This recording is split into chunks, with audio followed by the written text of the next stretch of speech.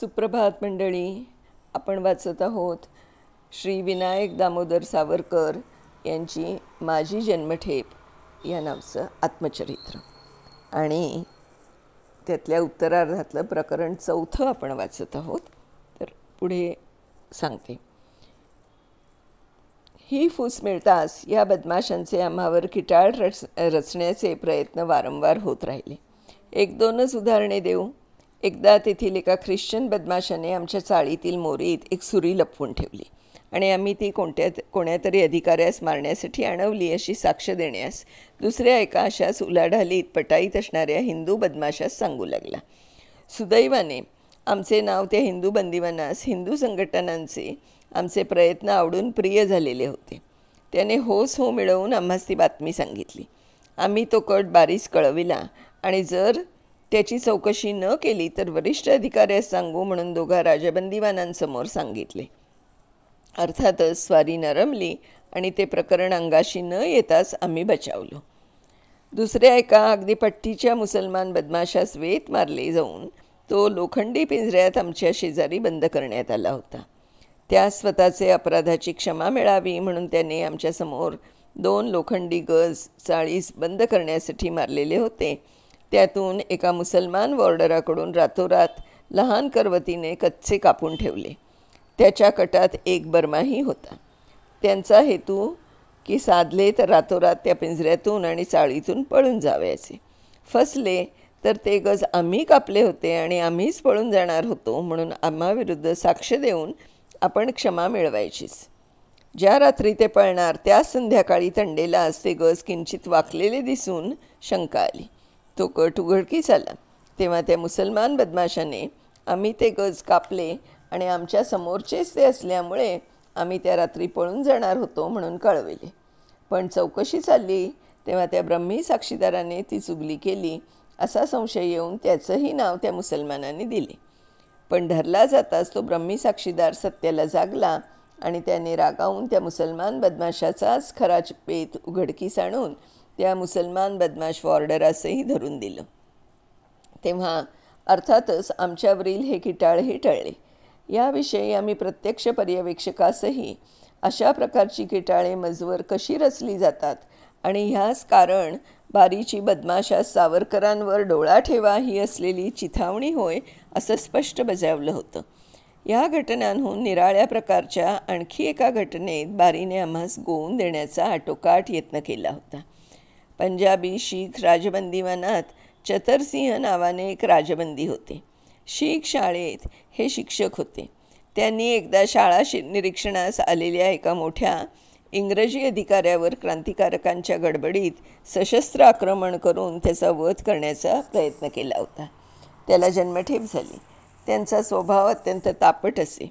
कारागृहात शीख बंदिवानास साबण तेल इत्यादी साधे पदार्थही केस धुण्यास न देण्याच्या, कामाच्या, शिवीगाळीच्या अशा अनेक प्रकारच्या सोसाव्या लागणाऱ्या अडचणीने वैतागून एक दिवस बंदिवानांचं वजन चालले असता त्याने इंग्रजी पर्यवेक्षकावर चाल केली.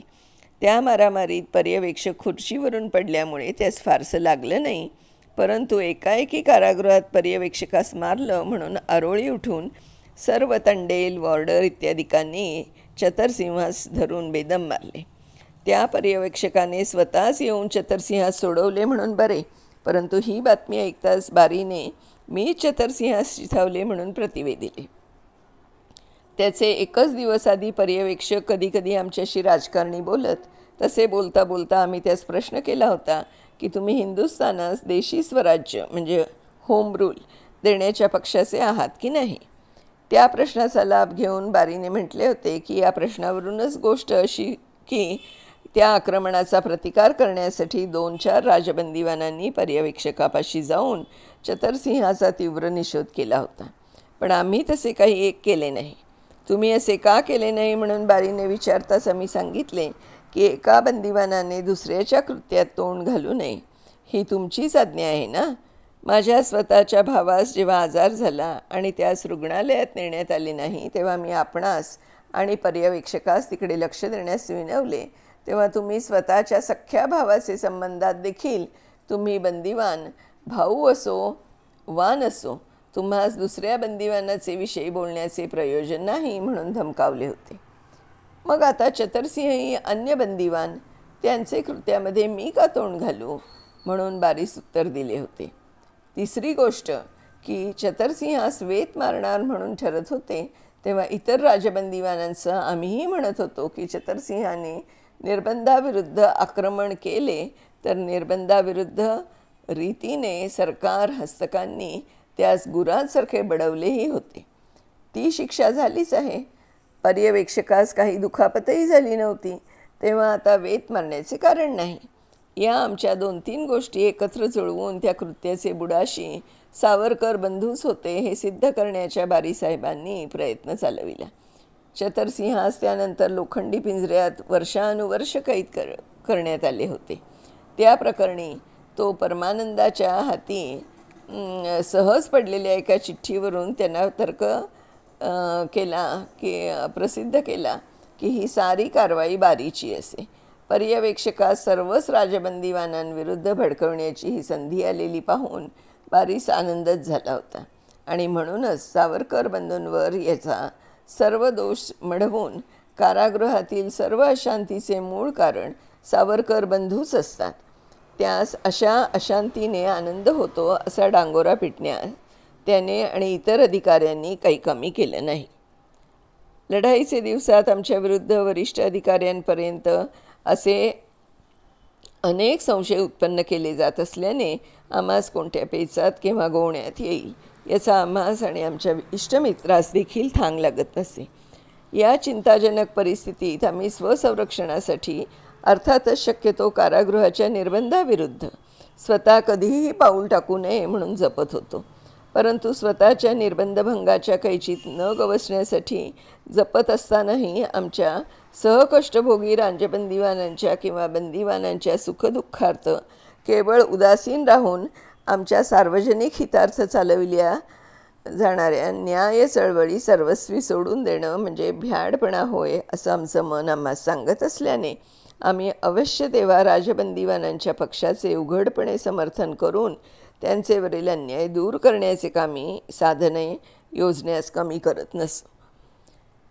या 1915 ते 16 इसवी सनाचे मध्यंतरीच आमची प्रकृती ढासाळायला सुरुवात झाली.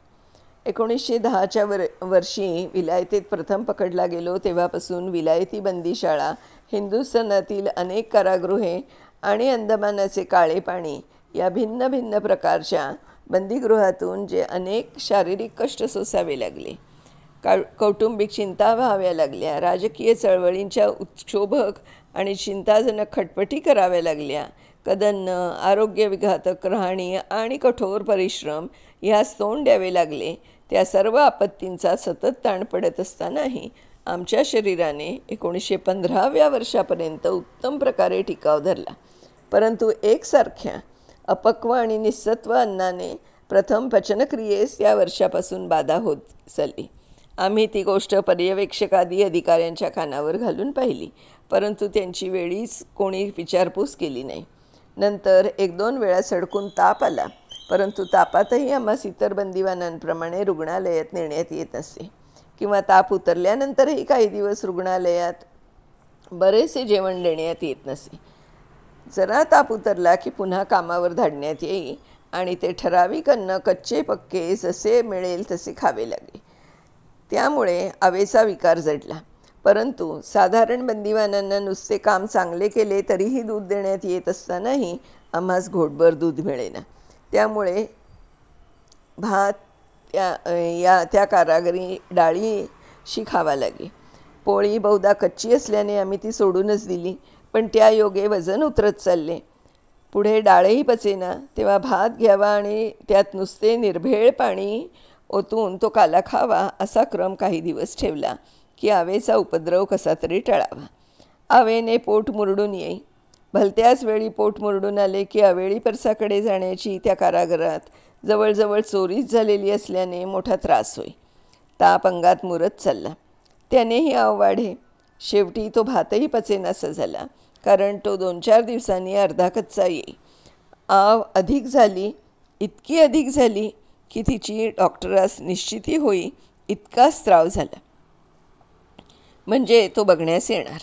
अशा वेळेस अगदी देवास नवस करण्यासारखी मनाची व्याकुळ स्थिती व्हावी की देवा, डॉक्टराच्या समोर जेव्हा शौचास बसावायचे तेव्हा ती आव एकदाची पडोच पडो. कारण काही कारणाने तेव्हा आव पडली नाही किंवा पाडून नुसता रक्ताचा बिंदू पडला की केवळ खोटे म्हणून डॉक्टर निघून जावायचे. स्वतः असा अनुभव अनेक वेळा आला आहे की पोट दुखे, रात्री बेरात्री रक्त पडे, आव पडे, पण योगायोगाने डॉक्टरच्या देखत ती न पडली की ते सर्व केवळ शंका या वर्गात जावयाचे, जर अगदी खोटे या वर्गात गेले नाही तर. अशा वेळी जेव्हा डॉक्टर यावयास आणि ताप यावयास किंवा आव पडावयास एकच गाठ पडे, तेव्हा तापाचा आणि आवेचा एखाद्या वेळीच प्रसन्न झालेल्या देवतेसारखा उपकार वाटे. अशी अपूर्व पर्वणी साधून आम्ही आजारी ठरलो तर 1-2 दिवसांच्या बऱ्या जेवणाने आम्ही आजारी वर्गास मिळणाऱ्या दुधाने पुन्हा ती आव बंद होई की चाललेच पुन्हा कामावर. पुन्हा ते अन्न, पुन्हा तो रोग.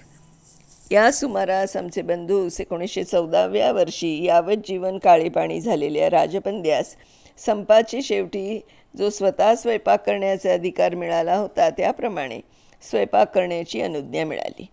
आमच्या बंधूंनी शिधा घ्यावा आणि 10 वाजता कामाची सुट्टी झाली म्हणजे तो आपण स्वतः एका स्वतंत्र नेमून दिलेल्या कोपऱ्यात शिजवावा. पुढे पुढे त्यांच्याबरोबर एकत्र स्वयंपाक करण्याची अनुज्ञा श्री वामनराव जोशी यांनाही मिळाली. त्या दोघांस एकत्र जेवणखाण करता येऊ लागल्याने कितीतरी सुख वाटू लागले. माणिक तोळ्याच्या बंगाली राजबंद्यासही एकत्र ठेवले गेले.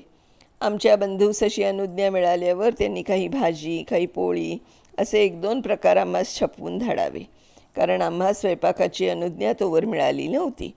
पुढे जेव्हा मिळाली तेव्हा जोडीदार घेण्याची परवानगी मिळेना आणि स्वतःची प्रकृती आधीच बिघडल्याने स्वयंपाक करण्याचे कष्ट होईनात. लगेच ताप येई म्हणून बंधू काय, जे कधीकधी नरोट्यातून लपून छपून धाडीत त्यावर दिवस कंठावे.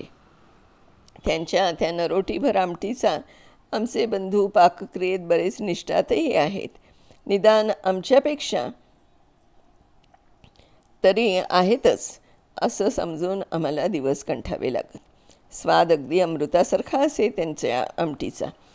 त्याचे कारण आमच्या बंधूंचे पाकनिष्ठात्व नसून हेही क्वचित असू शकेल की ज्या दिवशी आमटी नसेल त्या दिवशी केवळ निर्भेळ पाण्याशी भात खाण्याचा प्रसंग पडावयाचा, कारण ती कारागारीय डाळीची आमटी पचेनाशी झाली आणि दुधाचे तर दर्शनच दुर्लभ. अशा स्थितीत प्रकृती दिवसेंदिवस क्षीण होत चालली आणि सार्वजनिक कामाचा व्याप आणि कारागारीय त्रास वाढत चालला. हळूहळू अंगात प्रत्यही रात्री बेरात्री ताप चढतोसे वाटू लागला, पण तो अधिकाऱ्यांच्या स्थूलदृष्टीस प्रत्यक्षीभूत होण्यासारखा नसल्याने तसेच विना औषध विना विश्रांती दिवस रेटावे लागले. तिकडे आमच्या बंधूंचीही अर्धशिशी वारंवार भडकून आणि त्या कुग्रासन्नाच्या सातत्याचा परिणाम होऊन त्यांचीही प्रकृती खालावत चालली. शेवटी आम्हास आणि त्यांना दूध प्रत्यही किंचित मिळू लागले, पण ते इतक्या विकोपास प्रकृती गेल्यावर की त्या दुधास पचवण्याचे सामर्थ्य पोटास उरू नये. या संधीस बंदिवानास क्षुब्ध करून सोडणारी आणखी एक दुर्घटना घडली. अशी तर 1-2 राजबंद्यांची भांडणे आणि कामाच्या तुरळक आणि व्यक्तिशः इन्कारी नेहमीच चाललेली असत आणि अधिकाऱ्यांची अगदी मऊ पाहिले की पुन्हा कोपराने खणाव्याची सवय आम्हास माहीत असल्याने आम्ही अशा प्रत्येक तुरळक व आंशिक अन्यायाचाही प्रतिकार करण्यास उत्तेजन देणं आपलं कर्तव्य समजत होतो.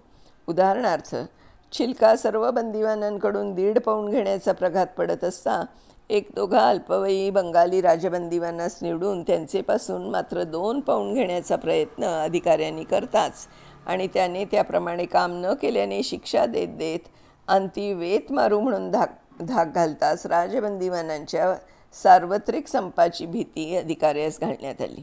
तेव्हा शेवटी त्यास नावापुरते 2 पाऊंड लिहून तो करू शकेल तितकाच छिलका त्याचेपासून करून घेण्याचे अधिकाऱ्यास मान्य करावे लागले. अशी भांडणं चालली म्हणजे त्या व्यक्तींना मजपासून काढून शक्यतो दुसऱ्या भागात दूर ठेवण्यात येईल. त्यायोगे त्यास प्रतिकार करण्याचे कामात पाठिंबा मिळू नये. या 1.5 पाऊंड छिलक्याचे भांडणातच एका बंगाली युनिव्हर्सिटीचा MA अभ्यास करणाऱ्या प्रामाणिक आणि बुद्धिमान राजबंद्यांवर बंद्यांसहित काम इन्कार करावा लागे. त्यांना ते काम 2 पाऊंड करणे फार त्रासदायक होई आणि अधिकाऱ्याचा हट्ट ते केलेच पाहिजे. शेवटी त्याने अनेक शिक्षा खाल्ल्या आणि अंती त्यास वेत मारण्यात आले. राजबंद्यास वेत मारण्याची क्रूर शिक्षा केवळ त्यास कठीण परिश्रमाची कामे इतर जन्माभ्यासी श्रमजीवी कामकऱ्यांप्रमाणे करता येत नव्हती म्हणून देण्यास कमी न करण्यात अधिकाऱ्यांचा जितका तिरस्कार्य हट्ट दिसून आला तितकाच त्या MA पर्यंत शिकलेल्या उच्चकुलीन बंगाली तरुणाचा. ते वेद शांतपणे एकही चित्कार मुखातून निघू न देता सहन करण्यात एक अनुकरणीय सात्विक निश्चय आणि धैर्यशाली तितिक्षाही दिसून आली. या सदा चाललेल्या अशा घासाघिशीने एका व्यक्तीस जरी वेळेवर त्रास झाला तरी त्या योगे एकंदर बंदिवानांवर कामाचा बोजा टाकणे अधिकाऱ्यास फार जड जाई. आता ह्याच्या पुढचा भाग आपण उद्या वाचूया मंडळी. तोपर्यंत बाय.